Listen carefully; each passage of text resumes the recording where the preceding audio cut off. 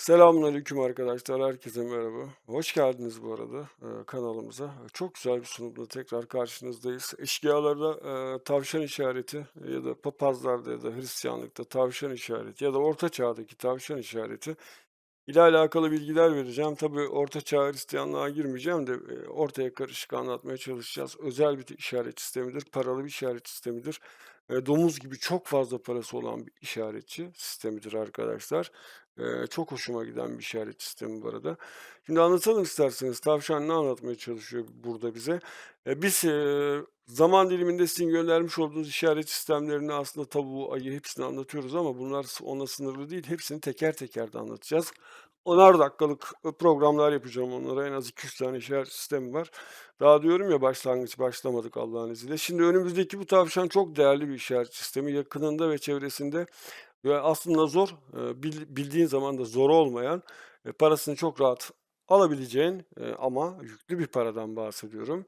En az yani 100 okka, 200 okka altın paradan, gold paradan, güzel bir gold altın dedektörüyle de bunu bulabileceğinizi geri bildiğiniz zaman onu söylüyorum. Arkadaşım da izin alırsa, bir çay ısmarlar diyorum. Benim böyle söylediğim işaret sistemleri çok tatlı, parası olan, hayat kurtaran işaret sistemleri. Tamam, bir tanesi de yazmış, abi demiş, "Bunun ana parası nerede?" Ben de sordum yani, "Bunun danası nerede arkadaş? Danasından hayır görmedik. Ana parasını niye soruyorsun?" Değil mi yani? Devam edelim, şaka bir yere. Bakın arkadaşlar, burada 2 tane girişi var bunun. Tavşanın sırtında hem, tavşanı da anlatmış oluyoruz, işaret sistemiyle beraber. Bakın 2 tane kanal sistemi var. Burada 2 tane tünel sistemiyle, tavşan nerede yaşar? Tünellerde yaşar. Oyuklarda yaşar. 2 tane tünel sistemiyle girebileceğiniz bir odayı söylüyor ve 2 tane saklaması olduğunu söyleyen bir işaret sistemi. Bu bir yerden girip ikiye ayrılan bir tünel sistemi de olabilir arkadaşlar. Yol tünel sistemi de olur, ama 2 tane ayrı ayrı parası olduğunu da söyleyen bir işaret sistemi olabilir. Bakın burada 2 tane Y işaretimiz var. Bunlar bizim aslında tünel işaretlerimizdi. Y'ye çok benzer. Burada da var, burada da var ve bu Y'nin uzun tarafına doğru baktığımda arkadaşlar, burada arkadaki kuşu da anlatacağım. Tavşan ve kuş. Sırtında yani kalçasında tavşanın bir tane artı işareti, burada da bir X işareti var. Devam edelim. Bu, son nokta olabilmesi için, tavşanın çok küçük yapılıyor olması lazım. Resimdeki görseldeki gibi. Çok büyük para arkadaşlar. Niye? İlerlerde eğer bir eşkıya işareti ise 200-300 metre çevresinde bir büyük tavşan vardır. Güney yolu takip edersin. Geldiğinde ikinci küçük tavşanı da bulduğunda, orası son noktadır. Parasıyla alakalı ondan sonra bir, yön, iz takip edersin. Bana ama hiç gerek kalmadı o taşı görmeme. Çünkü bu siyah taşı gördüm. Son nokta işaretlerinde kara taş üzerine yapılmış böyle tavşan işaretleri arkadaşlar zaten oranın bize son nokta olduğunu söyleyen, kalçasındaki artı ile minimal yapılmış artı ile ve yanındaki kuşla beraber ben buranın zaten son nokta olduğunu nereden biliyorum? Biliyorum arkadaşlar. Devam edelim isterseniz. Devam edelim arkadaşlar. Bu otun gölgesi değil bu ara. Eğer otun gölgesi olsaydı şuradaki otun da gölgesi olurdu. Bu, kuş arkadaşlar, onu da söyleyeyim. Kanatlarından da belli. Ne yaptık? Bunun Karataş üzerine yapılıyor olması ve çok küçük olması buranın son nokta artık 20-25 metre çevresinde bunun tünellerinin olacağını, bu taş, bize gönderecek. İkinci işaret yani bu. Devam edelim isterseniz. Bunun, eğer kulakları dik olarak yapılmışsa, eşkıya mantığında anlattık zaten. Kulakları dik olarak yapılmışsa, genelde bu bölgede ufak, çakıl yığma taş aranmalıdır ve tek tepe aranmalıdır arkadaşlar. Böyle de çizimli yapılmışsa çok da derin değildir eğer böyle çizimli yapılmış tavşanlarda. Kulaklarının dik olduğu zaman özellikle çakılcığımı arıyoruz. Buradan Y işareti uzun tarafına X yapmış burada gösteriyor. Büyük para bu, gold para, büyük hazine tavşan. 200-300 kilo altından bahsediyorum arkadaşlar. Haberiniz olsun da.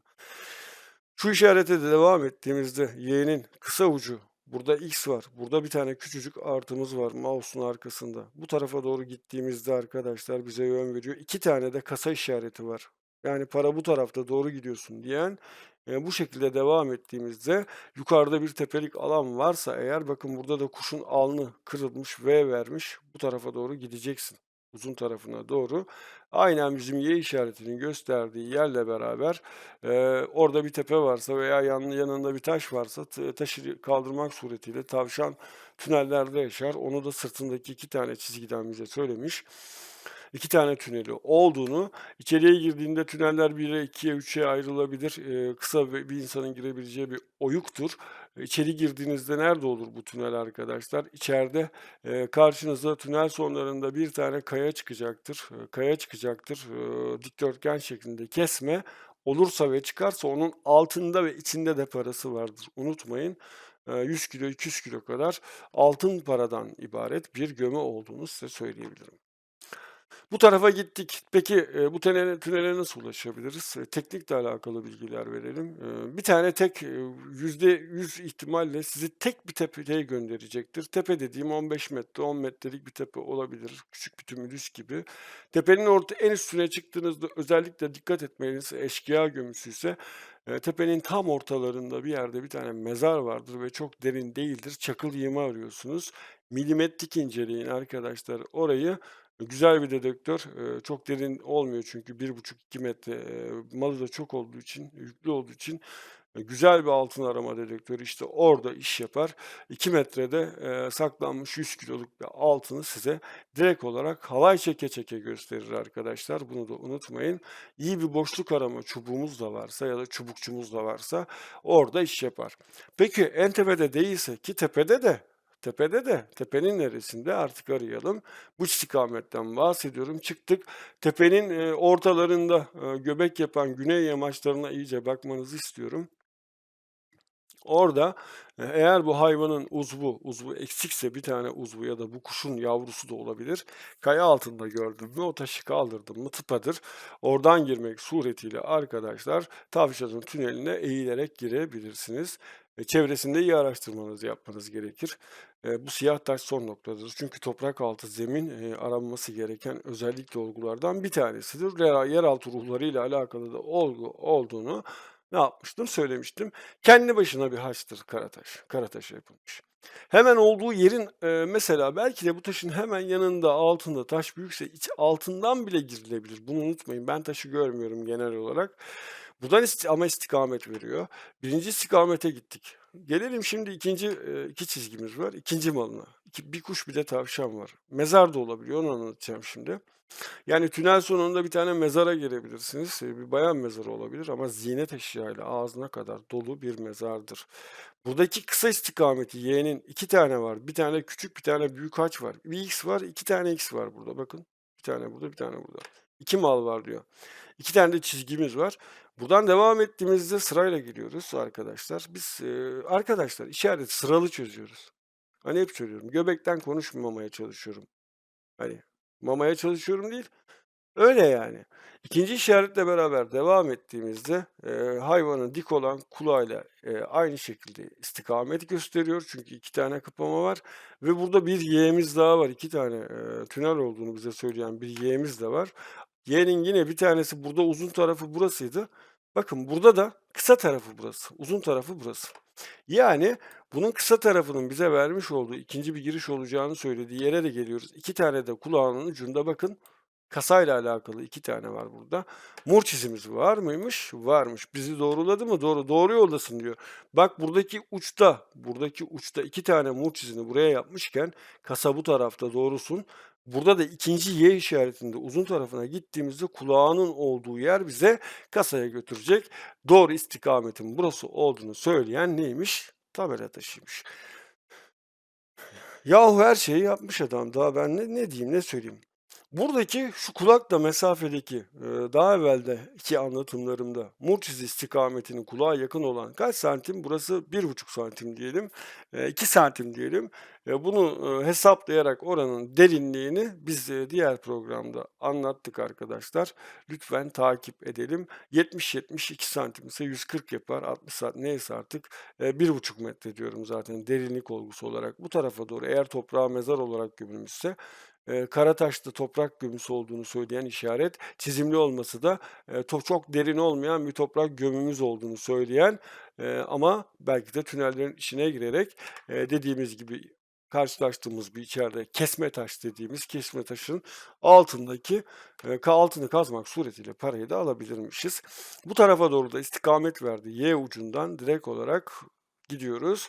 Aynı şekilde biri aynı tepenin sağ tarafına saklanmış da olabilir, bir girişi olabilir. Diğeri de tepenin bir başka yamacında saklanıyor olabilir. Bu taraf doğu tarafı olabilir, burası batı tarafı olabilir, bu taraf kuzey tarafı olabilir, burası güney tarafı olabilir. Bunlar tavşan, çözümlemesinde anlatılmak istenen bazı olgulardır.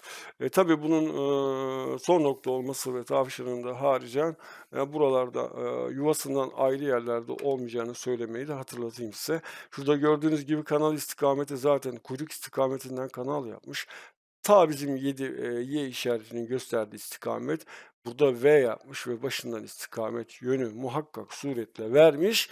Çok büyük parası, definesi, hazinesi olan aranan bir işaretçi sistemidir arkadaşlar. Karşımıza da çıktı. Çıktığı için de anlattık. Keza aynı şekilde bu işarette kulakla aynı şekilde yapmış olduğu V işaretlemeleri de dikkate alınır ama kulağın teki bu tarafı gösteriyor. Diğer kulağın teki de bu tarafı gösteriyor. Dikkat edin Y'nin göstermiş olduğu istikametle her iki kulakta, bizim Y işaretlerini X ve Y matematiğe döndüğü iş. X ve Y işaretlerine bize aynen X ve Y işareti ni bize doğruluyor arkadaşlar. Yapılmış olan bir kulak bir malı gösterirken diğer kulak diğer mala istikamet vermiş.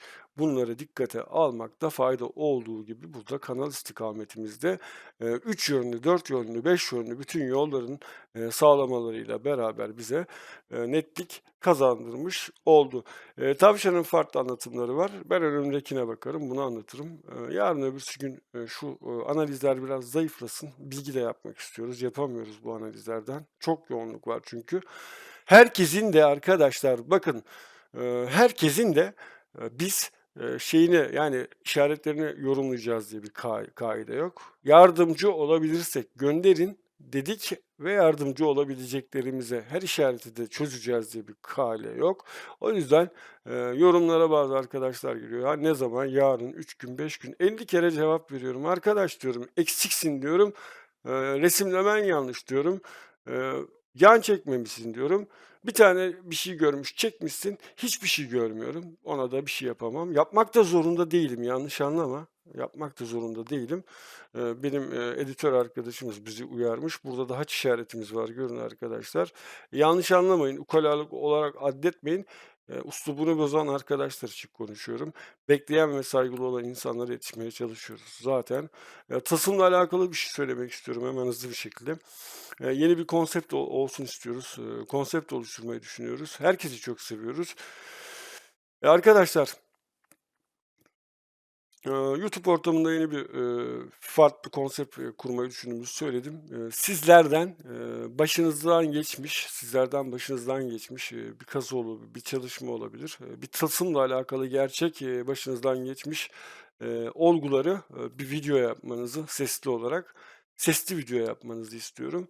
Anlatmanızı istiyorum. Küfürsüz, isim vermeden, yer mekân vermeden, biz de kişilerin isimini vermeyeceğiz zaten. Bunların canlı tılsım, hikâyeleri adında bir, video programı yapacağız. Bunları da yayınlamayı düşünüyoruz. İstek var, ama gerçek olacak arkadaşlar. Başınızdan geçmiş bir yerde karşılaşmışsınız, işte, bir mağaraya girmişsiniz, orada bir şeyler karşılaşmış sizi. Bunları bize böyle çok net, güzel bir şekilde koyun kahvenizi. Tane tane, güzel güzel bir 7 dakika, 8 dakika, 10 dakika anlatabileceğinizi anlatın. Biz de bunları belli aralıklarla, bir filtre edelim. Eğer uygun görürsek, gerçek olduğuna kanaat de gelirse anlatırız arkadaşlar, yayınlarız. Haberiniz olsun. Seviliyorsunuz. Çok güzel bir işaret sistemi, bayıldım. Hep söylüyorum, bilgi karanlıkta önümüzü aydınlatır. Bazen çok parlaktır. Görmeyi beceremeyen insanların da gözlerini kamaştırır arkadaşlar. Hoşça kalın.